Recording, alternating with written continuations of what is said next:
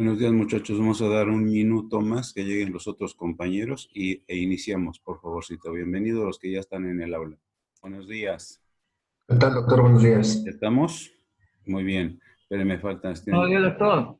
Sí, ¿qué hay? ¿Cómo estamos? ¿Qué hay de nuevo? Bien, bien. Acá aguantando el calor. Correcto. Bueno, entonces vamos ya iniciando. A ver quién más está por aquí por entrar. Creo que ya estamos todos. Bueno, entonces demos inicio. A ver, ¿sí vemos en la pantalla el material por ahí? ¿O solo me ven a mí?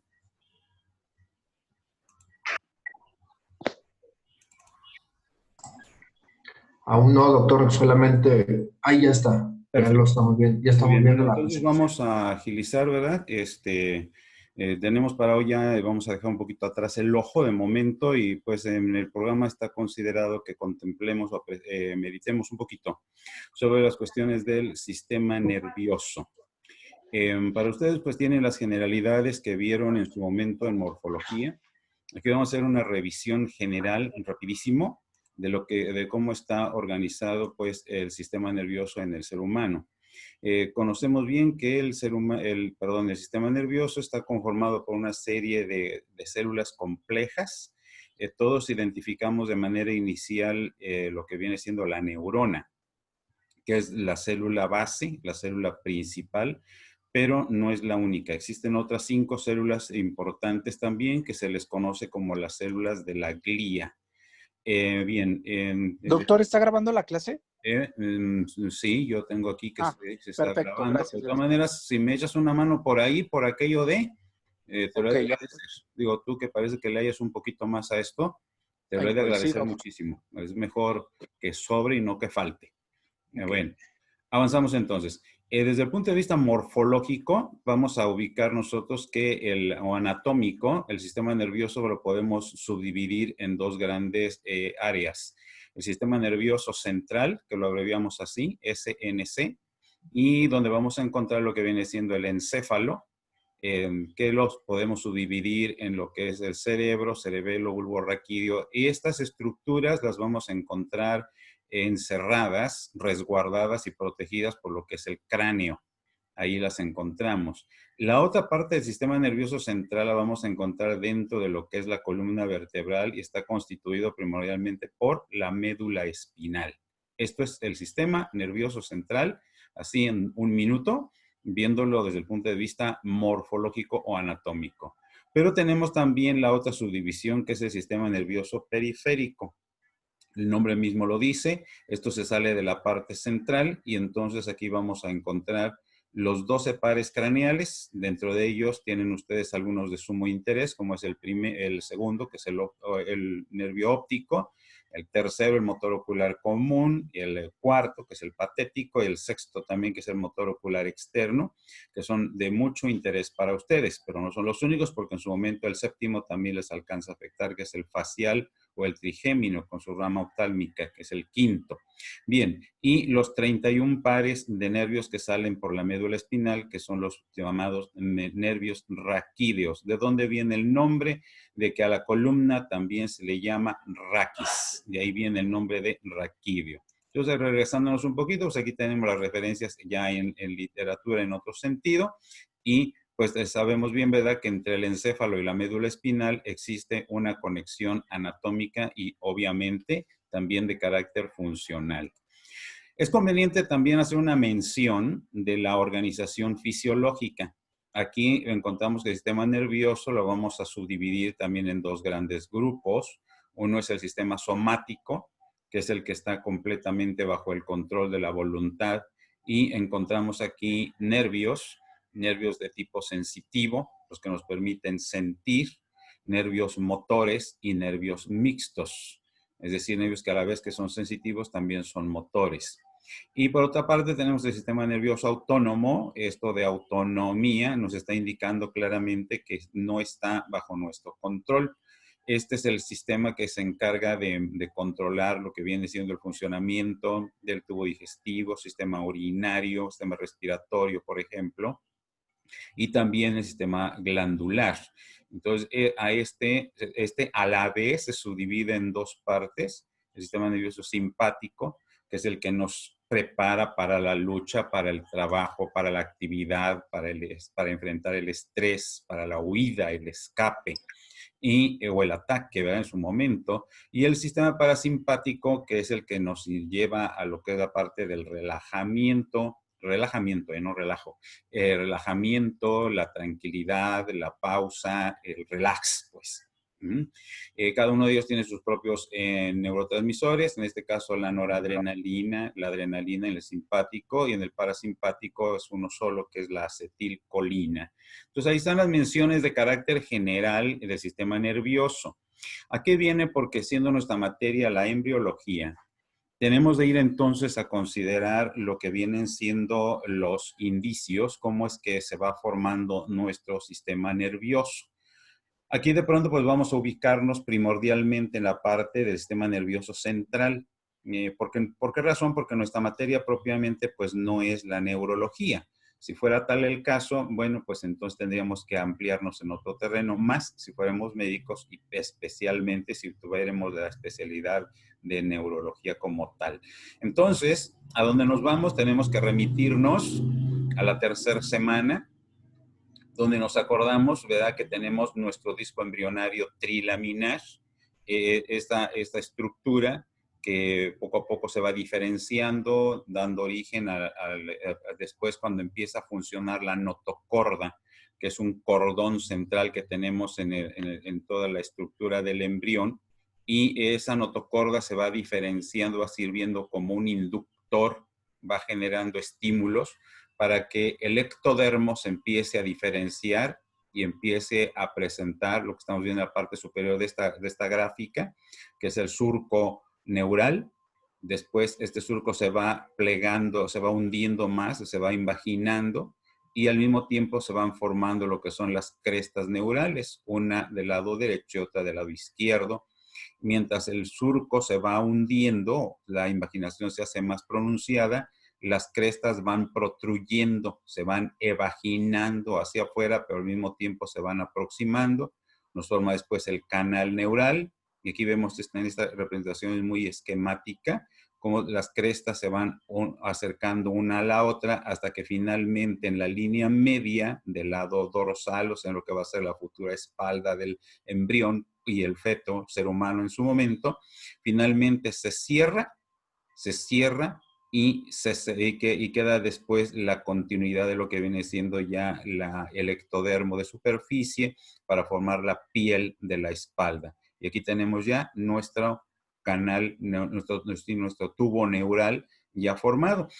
Cuando hablamos de esto, quedamos que era exactamente eso, un tubo que de pronto en la parte cefálica se va a cerrar con una membrana, y en la parte posterior, la parte caudal, también se cierra con otra membrana. Entonces, este es a grandes rasgos lo que sucede. Acordémonos al final de la tercera semana de desarrollo y el principio de la cuarta. Recuperamos el término que a todo este proceso se le llama precisamente la neurulación, para formarnos la neurula. Cuando el tubo se cierra, tenemos ya formada la neurula. Continuamos. Entonces, estamos hacia el final de la tercera semana. Quedamos que entonces, siendo el tubo el que se ha formado, nos quedan en los extremos unos agujeros, precisamente porque un tubo, por eso se caracteriza, ¿verdad? Porque tiene los extremos, están perforados, están abiertos. Y tenemos lo que viene siendo el neuroporo rostral, que es donde en su momento, por todo el proceso que se va dando, se va a formar lo que viene siendo la cara. Y el otro, que es la parte caudal, que pues la traducción, ¿verdad? De acuerdo a las raíces, cauda es cola, pero donde al final se va a ir cerrando poco a poco y aparece lo que viene siendo la cadera, y queda también el ano. En una imagen, nosotros podemos apreciar de pronto nuestro embrión. Este embrión está extendido, muchachos. Está puesto en un sentido completamente a lo largo, longitudinal. Y podríamos tener acá el polo caudal y en este otro extremo el polo cefálico, y aquí alcanzamos a apreciar incluso, ¿verdad?, la placoda óptica, es donde se está formando ya el ojo. Aquí lo tenemos. Pero a nivel central va apareciendo y se va formando lo que en su momento va a ser la futura columna vertebral con la médula en su interior, y a los lados de esta estructura aparecen esta especie como de costillitas que se van a llamar somitas. Los investigadores han encontrado que son varios somitas, una serie del lado derecho, otra del lado izquierdo, y a la altura del cuarto somita, hasta ahí es donde va a terminar lo que viene siendo la parte cefálica del embrión, y del cuarto somita hacia abajo, perdón por este pequeño error, del cuarto somita hacia abajo se va a ir formando lo que va a ser en su momento la columna vertebral. Perdón, la médula espinal. Estamos hablando de sistema nervioso. Bien, repetimos un poquito. Aquí tenemos entonces nuestra parte cefálica. Es prácticamente aquí donde nos vamos a quedar en el resto de la clase, en la parte cefálica. Como vemos aquí es una estructura completamente cerrada. Ya está cerrado tanto en la parte distal, o sea, en esta parte, ¿verdad? Y también por delante, pues ya se ha conformado completamente y al seguir el desarrollo se va abultando esta parte. Como vemos ya no es propiamente un tubo. Aquí estamos más adelante en el desarrollo embrionario. Ahí va avanzando. Esa parte cefálica, voy a adelantar un poquito la lámina para que nos entendamos de qué estamos hablando. Bien. Aquí tenemos un dibujo en un corte sagital. Esto es lo que viene siendo el equivalente a esta parte y esta otra zona la podemos ubicar precisamente aquí. Quedamos que nos vamos a quedar arriba de la cuarta somita, o del cuarto somita, perdón, porque está en género masculino, del cuarto somita. Y al abrir esa estructura, como quien parte un bolillo por la mitad, aquí que tenemos, resulta que en el interior, jóvenes, no está sólido. En el interior se va formando un hueco, un espacio. Aquí tenemos otra lámina que la veremos más a detalle después. Esta es la forma en que se va formando el embrión. Al principio se pliega, ¿verdad? Parece un gusanito, como que parece un ratón. Bueno, pues así somos en cierto momento. Se pliega sobre sí mismo para tomar lo que es la posición fetal. Entonces, aquí lo estamos viendo completo. Para fines de estudio y comprender la cuestión del desarrollo del sistema nervioso, es necesario entrar en detalles y es lo que hacen los investigadores. Entonces, al partir esa estructura, como que la rebanan, aquí va la línea de corte, encontramos que en el interior hay un hueco. Y este hueco, pues resulta, si lo vemos con detalle, no es plano. Es decir, no es exactamente un tubo. Al irse avanzando, se van formando ciertos abultamientos que cuando lo abren o lo parten, quedan entonces lo que se llaman las vesículas primarias. Vesículas primarias, atentos con esto. Son 3 las primeras vesículas que se forman en lo que viene siendo ya la diferenciación y el desarrollo del sistema nervioso central. Aquí estamos entonces, las vesículas primarias. Quedémonos con esto, aunque la lámina dice secundarias, eso lo vemos más adelantito. Y vamos a encontrar 3. El prosencéfalo, que es lo que está más hacia adelante, lo que en su momento va a formar los hemisferios cerebrales, el cerebro como tal. El mesencéfalo, que le podríamos llamar el cerebro medio, y que no propiamente eso viene a ser. Y finalmente el rombencéfalo. En el dibujo, aquí lo vemos, prosencéfalo, mesencéfalo y rombencéfalo. Pro, adelante, mesia de en medio y rombo, pues no nos dice gran cosa, pero entendamos lo que va hacia la parte de más atrás, más distal. Muy bien. Hacia la 5ª semana de gestación, el prosencéfalo se subdivide en 2 vesículas. Y estas son vesículas secundarias, telencéfalo y diencéfalo. El mesencéfalo se queda igual exactamente, no cambia, sigue conservando su nombre y su estructura. Y finalmente el rombencéfalo se subdivide también en otros 2, que vienen siendo el metencéfalo y el mielencéfalo. Bien, entonces veamos. El prosencéfalo, la parte de más adelante, hacia la frente, vamos a ubicarlo así. El telencéfalo, lo que viene quedando más hacia adelante. Y el diencéfalo, que es la parte central, pero de en medio. Ojalá me alcance a explicar. no es lo mismo hablar de en medio, por decir algo, a ver, permítanme mis dedos, y encontramos el dedo medio que está en medio. No, si yo ahuecara mi mano, ¿qué es lo que queda en medio? En medio va a quedar el hueco donde entre los dedos. Entonces, el telencéfalo es todo lo que viene siendo los hemisferios cerebrales y el diencéfalo queda acá adentro, que es precisamente donde vamos a encontrar ya en el cerebro desarrollado el hipotálamo y la hipófisis, que es a la que podemos ubicar más fácilmente. El mesencéfalo se queda como tal, está hacia la parte final de lo que viene siendo el cerebro ya formado, y el rombencéfalo, que es la parte de más hacia atrás, hacia la médula, vamos a encontrar el metencéfalo, que vamos a ver qué se forma de allí, y el mielencéfalo, chicos, mielencéfalo. Cuando hablamos de esta estructura, la raíz mielo nos está orientando a pensar en la médula espinal. Es decir, es de la parte final de lo que viene siendo el tronco cerebral, pero que ya queda en contacto directo con lo que continúa hacia la parte inferior, que viene siendo la médula espinal. Entonces, aquí las tenemos. Vesículas primarias. Prosencéfalo, mesencéfalo y rombencéfalo.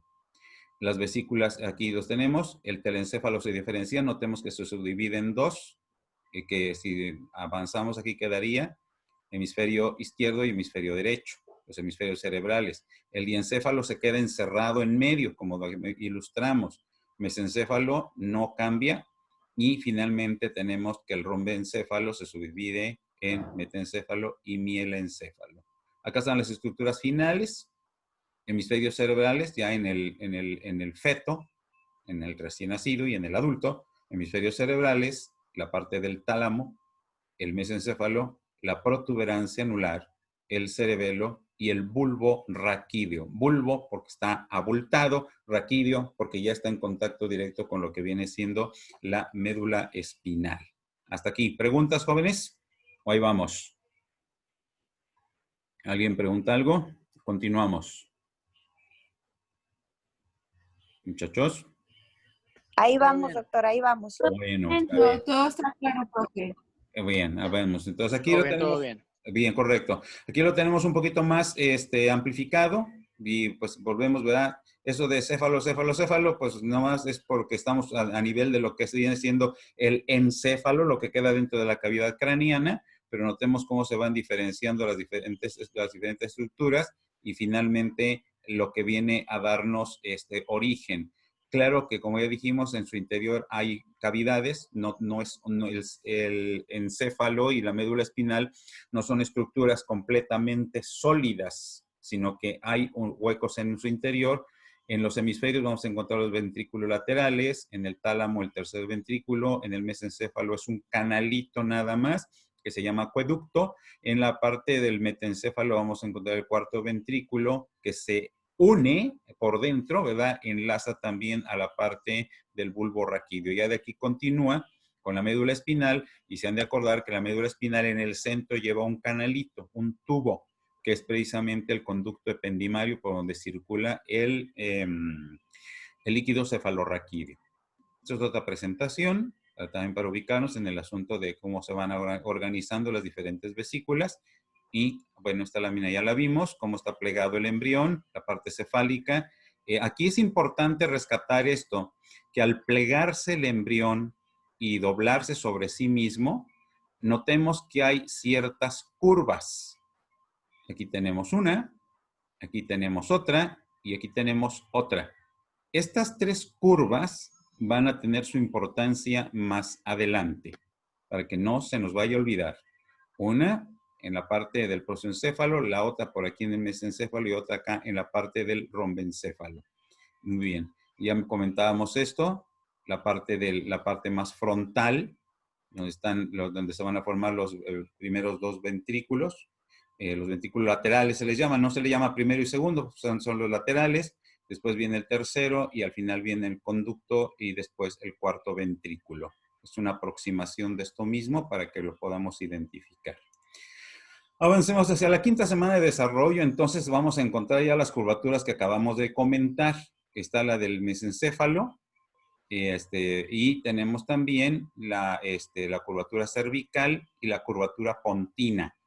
¿Por qué razón? Porque nos van a dar precisamente la oportunidad de que vayamos viendo cómo se van acomodando, por un lado, las sustancias. Acordémonos que el tejido cerebral está formado por las neuronas y la glía que ya dijimos, pero las neuronas, sus cuerpos, que en el caso del sistema nervioso central propiamente en el encéfalo, está ubicado hacia la periferia. O sea, la sustancia gris queda en lo que es la corteza y la parte interior queda formada por la sustancia blanca. Es cierto que en el interior del cerebro vamos a encontrar algunos puntos donde también hay sustancia gris, que son los núcleos cerebrales, pero ese es otro asunto. Por regla general, todo está hacia la orilla. Y estas curvas pues van a dar origen precisamente a lo que vienen siendo ciertas formaciones dentro del sistema nervioso. Aquí lo volvemos a tener, el prosencéfalo, la formación, el pliegue cerebral, ¿verdad? Del mesencéfalo, y tenemos la curvatura cervical y la del mielencéfalo, que viene quedando ya propiamente en la médula, hacia el nivel de la médula espinal. Esta vez que lo tenemos en un dibujo, las curvaturas que se van formando para ir dando origen a algunas estructuras. Aquí está el asunto que estábamos comentando.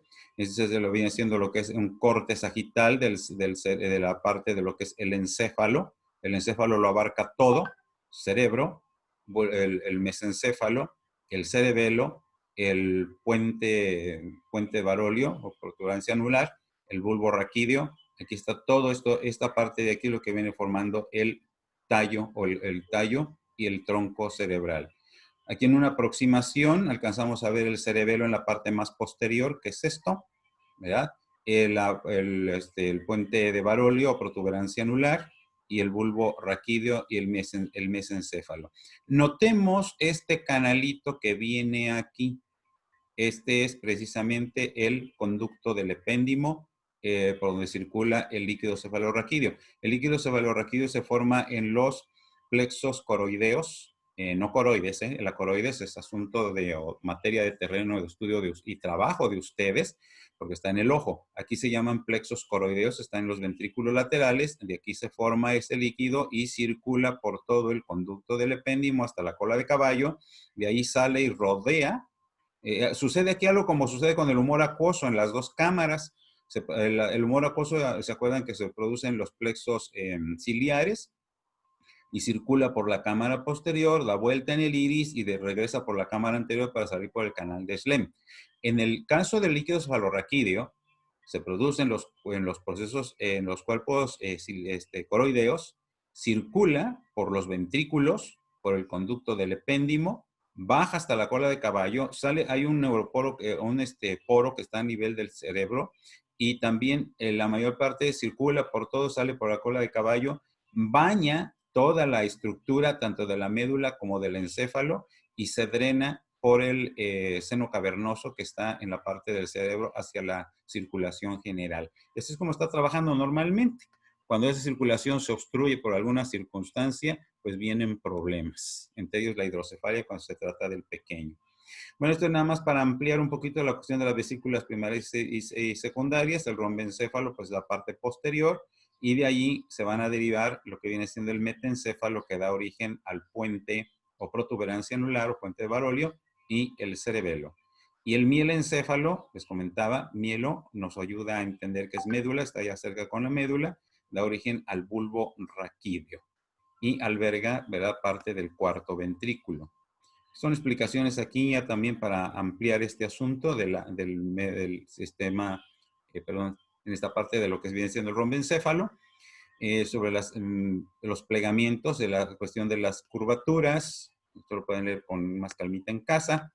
Y tenemos aquí ya algunas otras referencias también de carácter informativo para que, insisto, lo vean ustedes en casa con calma. Aquí está la referencia de los plexos coroideos con la formación del líquido cefalorraquídeo, que incluso en algunos documentos más nuevos, iba a decir modernos, pero soy un poquito mal, más nuevos van a encontrarlo ya no con esta abreviatura, sino lo van a encontrar como el líquido cerebroespinal, LCE, pero es lo mismo. líquido cefalorraquídeo o líquido cerebroespinal. Esta primera parte hasta aquí, muchachos, ¿todo bien? Porque vamos a abrir otro documento. Está bien, doctor. Muy bien. Bueno, vamos entonces ahora a trabajar con el que sigue. Bien. ¿Apreciamos la imagen? Dice 2.3, capa de manto marginal.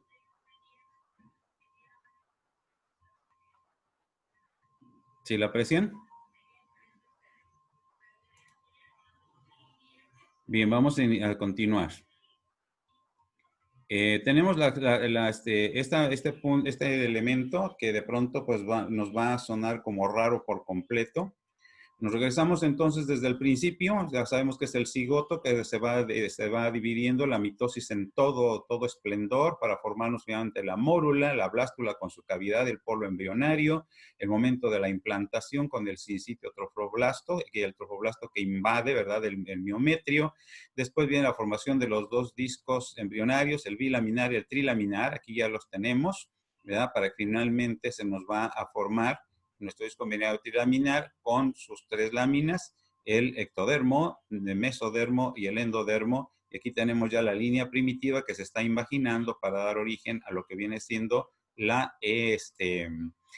surco neural con sus crestas neurales. Y finalmente aquí tenemos la notocorda, ¿verdad?, que para dar origen finalmente a lo que va a ser el tubo neural. Aquí tenemos este ya no es un dibujo, esta es una fotografía. Aquí estamos viendo los pliegues neurales, las crestas neurales, que como poco a poco se van cerrando hasta obliterar o cerrar lo que viene siendo el poro. Aquí quiero entender que es el poro cefálico, ¿verdad? Y nos deja ya finalmente, aquí tenemos el pliegue, cómo se va formando, el canal y finalmente el tubo neural y se queda el ectodermo de superficie que va a formar la piel. Esto es una fotografía, cómo se está formando el tubo y que se va cerrando por las crestas neurales. Pero esto, muchachos, hemos de considerar, por ahí les he encargado que tengan muy presentes algunos términos. La mitosis es algo constante aquí. Pero la mitosis ya no nada más es dividir por dividir las células, sino que al mismo tiempo que se divide, se va diferenciando. Entonces aquí tenemos un tipo de estructura y aquí tenemos otro, y si nos fijamos, aquí hay algo más. Entonces estos elementos son importantes para que los tengamos muy presentes en lo que continúa. Veamos que se va formando esto y en medio va a quedar un tubo. Estos elementos, por favor, no se nos olviden. Aquí se pliega, acá está ya cerrado, aquí tenemos esta estructura, aquí vamos a trabajar en lo que continúa. Nos salimos ahorita de pronto de lo que viene siendo el cerebro, bueno, vamos a repasar un poquito más sobre el cerebro y avancemos, porque el tiempo se nos puede venir encima. Esto es solamente para mencionar, no es ahorita el caso que se aprendan todo esto, pero sí que lo tengan presente, que las células que forman el sistema nervioso se van diferenciando y van dando origen por un lado a lo que son las neuronas y por otro lado nos van a dar origen a lo que vienen siendo las células de la glía, los astrocitos, oligodendrocitos, las células ependimarias, las células de Schwann. Todo esto va a surgir de aquí, ¿verdad? Cada una de ellas tiene sus propias funciones. Estas son algunas cuestiones de clasificación de las neuronas. Y tenemos aquí un astrocito, un oligodendrocito y las células de la microglía.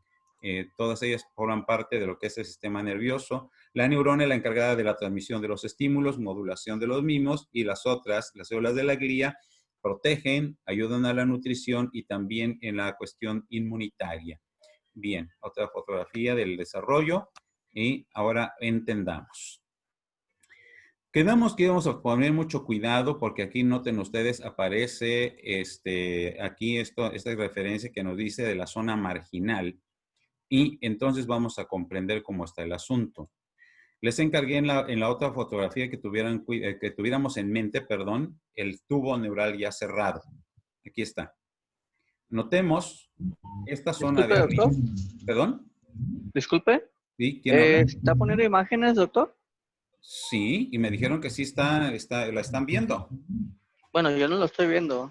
¿Quién habla? Se está Soy viendo Leonel. la diapositiva. Se está viendo la presentación de plexos coroideos, doctor, nada más. No se ha Nada movido más, de ¿se ahí. atoró? Ajá. A ver, eso ya no me gustó. A ver, otra vez. Plexos coroideos, no, pues eso ya se quedó muy atrás. Ah, caray. ¿Qué pasa aquí?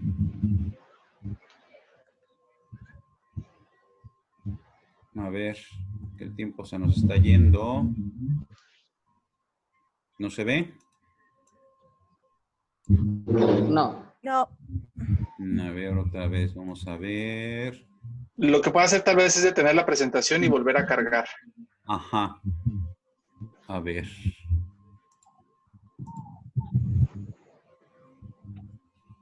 Ya cambió, dice desarrollo de la Ya médula cambió. espinal. Perfecto. Bueno, entonces aquí continuamos. Lo de la zona marginal. Entonces, aquí tenemos nuestro tubo neural ya cerrado, pero este es un corte transversal y vamos a tomar cuidado en estos puntos. Esto que aquí para nosotros es superior y es inferior, en lo que continúa se le va a llamar techo, piso y las partes laterales. Ahora, vamos viendo aquí en esta misma lámina, es que aquí tengo algo que me está estorbando. Notemos que aquí se nos está hablando de lo siguiente.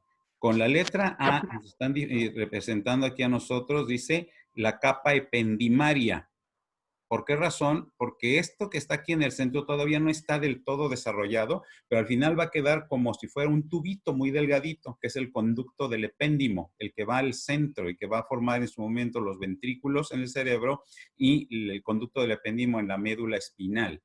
Entonces, son células ependimarias las que están aquí alrededor a esto. Capa ependimaria. Muy atentos con esto. Inciso B. Es todo esto que tenemos aquí en esta parte. Se le va a llamar capa de manto. Miren, vamos a llevarnos con tranquilidad donde el tiempo nos corte. Ahí dejamos y continuamos la próxima semana, porque si no, esto no se va a entender. Todas estas son cosas nuevas, raras, y que la verdad, muchachos, no las vuelven a ver en la carrera a menos que se dediquen un poquito más a este terreno. Entonces, otra vez, esto va a ser el conducto del epéndimo.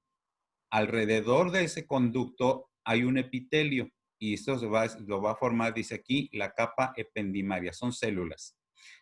Más hacia la orilla vamos a encontrar esta zona a la que se le va a llamar capa de manto.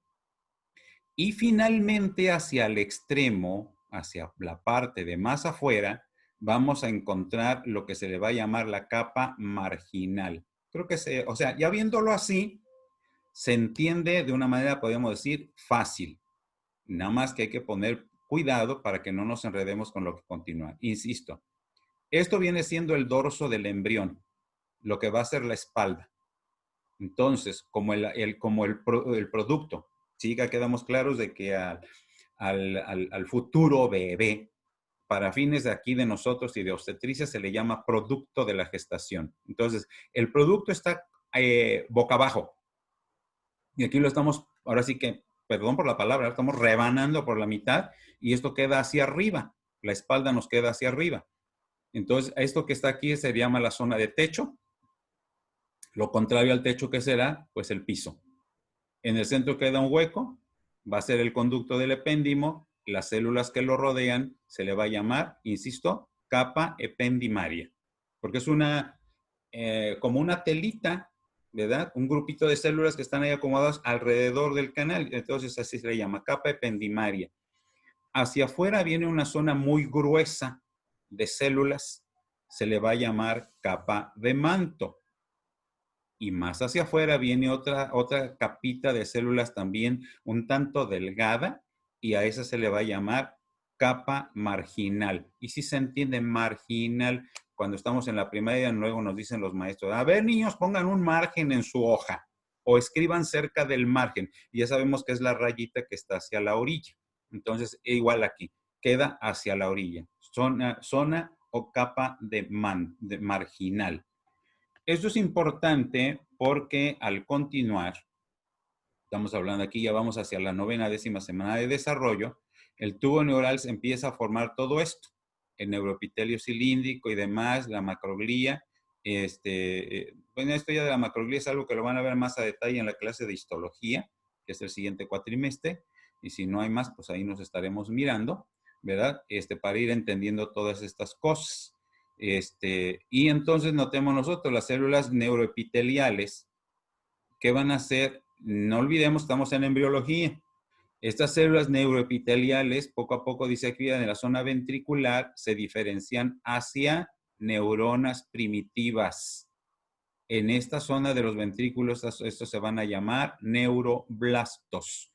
Este asunto de los blastos, como nos ha hecho ruido en esta materia, pero es que son células todavía indiferenciadas que en el proceso del embarazo y conforme avanza precisamente la vida intrauterina, se van a diferenciar en este caso, neuronas. ¿Sí? Las células que forman la zona intermedia o capa de manto, la zona ventricular y la zona marginal. Bueno, tenemos aquí. Creo que aquí vamos a cortar. Nos quedan ya solamente un escaso minuto y unos segundos. Quiero aprovechar este momento para saber si tienen alguna duda, alguna pregunta, ya sea de ahorita o de lo que hemos visto en las clases pasadas. Aprovechemos esto para si hay alguna situación que corregir, pues lo pueda yo trabajar. No, creo que está bien, doctor. Es mucho contenido, pero está simplificado. Sí, es que bueno, hemos tratado de ser un poquito así. Pues, ahora sí que el confinamiento nos ha hecho agarrar el pico y la pala, ¿no? Ponerle más ganas porque pues, es complicado entregar con tanta información y que pueda ser digerible. Procuramos ponernos a la altura. Bien, agradezco tu comentario, Alex. ¿Alguien más? No, todo bien, doctor. Muchas gracias. Bueno. Todo bien, doctor. Todo bien, doctor. Entonces, de todas maneras, por ahí cualquier cosa, ¿verdad? Creo que han tenido la oportunidad. Bueno, Alex me está ayudando con compartir la información. Le agradezco mucho. Y de ustedes, pues también su esfuerzo, ¿no? No vamos a dejar de lado ese reconocimiento para todos los demás.